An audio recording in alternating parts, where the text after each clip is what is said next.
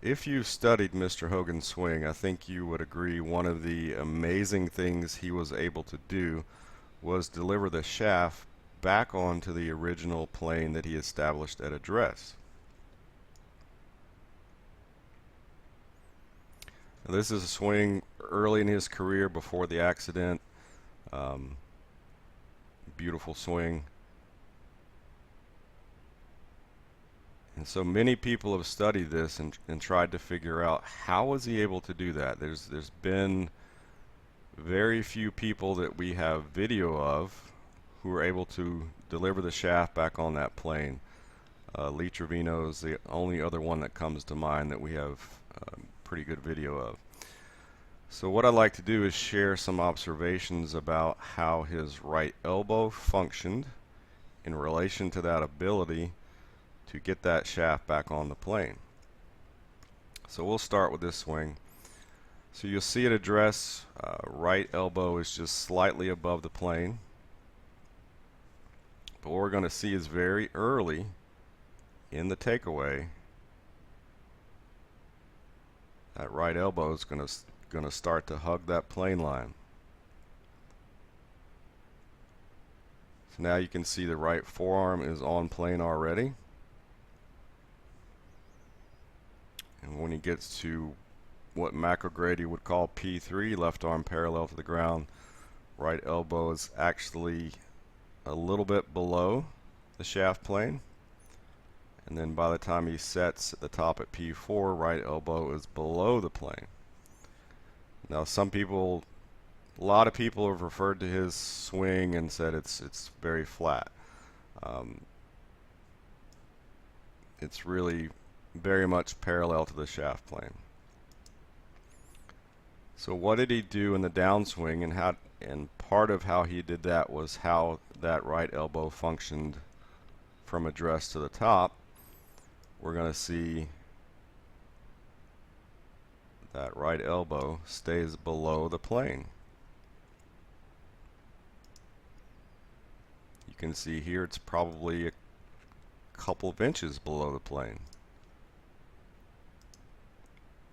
And at P6, shaft parallel to the ground, you can see looks like the top of the forearm is actually touching the plane line, so that means the whole width of his forearm places the elbow below the plane again.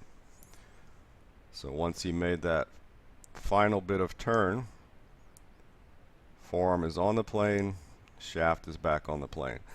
Now that's kind of blurry. It's very difficult to find any video of Mr. Hogan that's extremely clear. So let's look at 1964. Did anything change much throughout the years in that regard to the ability to get the shaft back on plane? So we'll get him set. Shaft plane is in. Again, right elbow is slightly above the plane, but very early in this initial move away from the ball. We'll see again, right elbow is going to very quickly sit on the plane.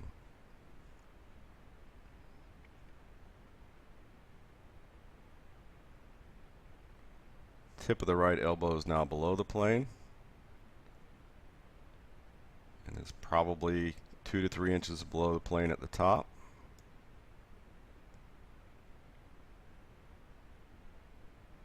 Now as he transitions down, right elbow is below the plane,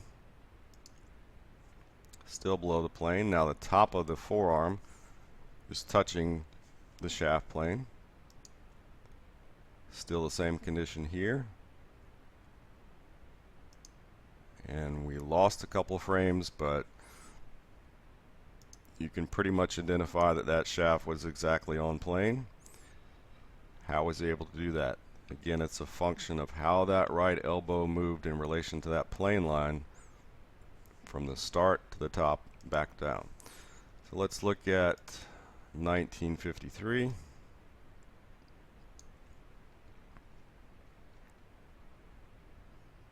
Again, right elbow's a little above the plane at address, But again, very early in that takeaway, the right elbow is going to hug that plane line. Then it's going to be below it. And we did have some camera movement here. But you can see again, tip of the elbow is below the plane. Now the top of the forearm is touching the plane. And unfortunately, we're going to lose some frames again, but there's approximately, well, you can see the blur of the shaft there.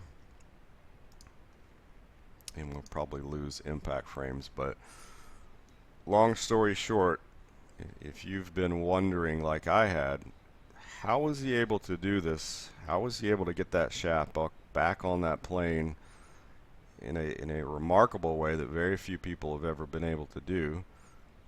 That to me is one of the big secrets of how he accomplished that. It's the functioning of that right elbow in relation to that plane.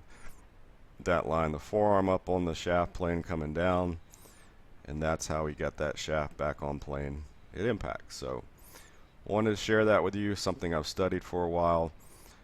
Hope that makes sense. If you got any questions, let me know. Thanks for watching.